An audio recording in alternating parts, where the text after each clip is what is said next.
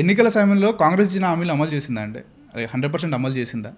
స్వతంత్ర భారతదేశంలో ఏ political party అయినా కూడా మేనిఫెస్టోలలో పెట్టినటువంటి హామీలు 100కి 100 అమలు చేసే ప్రయత్నం చేస్తారు. కానీ ఎంత దాకా వస్తారు? 100కి 100 మార్కులు తెచ్చుకోవాలని నువ్వు కూడా చదువుతావు. 100కి 100 వస్తాయా? రావు కదా. సేమ్ అట్లనే మేనిఫెస్టోలలో పెట్టేటటువంటి 100 హామీలు గిట్ట మనం పెడితే 100కి 100 పూర్తి చేయాలనేటటువంటి దాంతో అందరు పనిచేస్తారు. అంటే బీఆర్ఎస్ లాంటిది, బీజేపీ లాంటి పార్టీలు కాదు నేను చెప్పేది, కాంగ్రెస్ పార్టీ ఎప్పుడైనా కూడా. సో ఎన్ని వీలైతే అన్ని మేము చేసుకుంటూ వస్తాం. యూ టేక్, ఇప్పుడు చూడు, మేము అధికారంలోకి ప్రమాణ స్వీకారం రాగానే ఫస్ట్ ఏదైతే ఈ రాష్ట్రంలో ప్రజలు మొత్తం ఇబ్బంది పడేటటువంటిది ఏముండే, గడిల పరిపాలన ఉంది, మొత్తం రాచరికం ఉంది, మనకి ఎవరికి స్వేచ్ఛా స్వాతంత్రం లేదనంటే ఇక్కడ గౌరవనీయులు ముఖ్యమంత్రి వర్యులు ప్రమాణ స్వీకారం చేస్తారు రేవంత్ రెడ్డి గారు, ఆడ కంచెలు దిగిపోతున్నాయి. అదొక చూస్తేనే ఎంత అదొక గూస్ బంప్స్ వచ్చిన టైం అది. ఓకే, అది అట్లుంటే ఇమీడియట్గా ఏది ఉచిత రవాణా, మహిళలకు ఉచిత రవాణా అనను. ఎందుకంటే ఎన్నికల కంటే before BJP BRS both wear together, ఇద్దరు కలిసి అసలు ఎట్లా సాధ్యమైపోతుంది? ఆర్టీసీ అనేది ఫెయిల్ అని కేసీఆర్ అన్నాడు. 26-27 మంది ఆర్టీసీ కార్మికులు చచ్చిపోయారు, అప్పుడు సూసైడ్ చేసుకోరు, ఆయన పేరు రాజు చచ్చిపోయారు.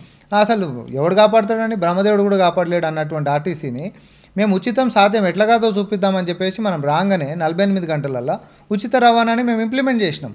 అంతేకాదు ఆరోగ్యశ్రీని 5 లక్షల నుంచి 10 లక్షల దాకా పెంచినాం. అక్కడ మొదలైంది మా జర్నీ.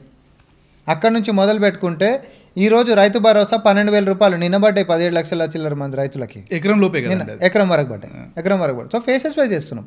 నువ్వు ఎందుకనంటే రైతు బంధు నువ్వు ఫస్ట్ ఇనిషియేట్ తీసుకున్నప్పుడు 2019 బిఫోర్ ఎలక్షన్స్ కంటే బిఫోర్ తీసుకున్నప్పుడు 5.5 నెలల పాటు వేసిండు ఆయన. ఫస్ట్ టైం వేసిన రైతు బంధు కూడా ప్రభుత్వము ఒకటేసారి ఇట్లా అకౌంట్ లేక అందరి దాంట్లో పడలే, 5.5 నెలల పాటు పడ్డది రాష్ట్రం మొత్తం రైతులకి.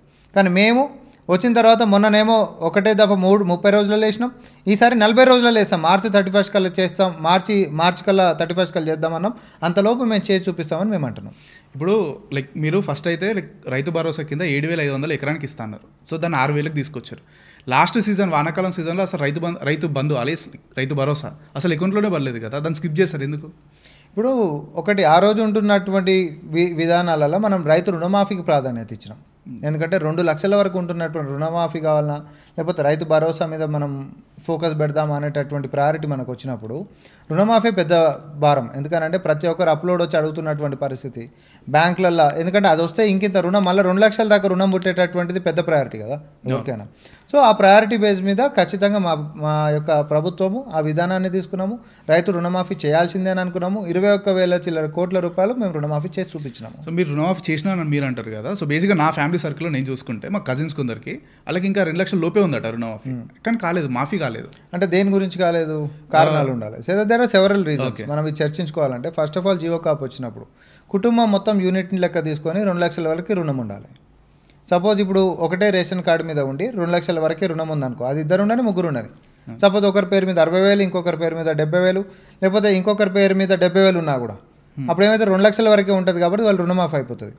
సపోజ్ ఆ యూనిట్లనే 2 లక్షల కంటే పైన ఒక 2,70,000 రూపాయలు ఉంది అనుకుందాం, వాళ్ళది కాలే. ఎందుకంటే మేము ఆ జీవో ప్రకారం కూడా మేము పెట్టిన నిబంధననే 2 లక్షల వరకే మేము రుణమాఫీ చేస్తాం మనం.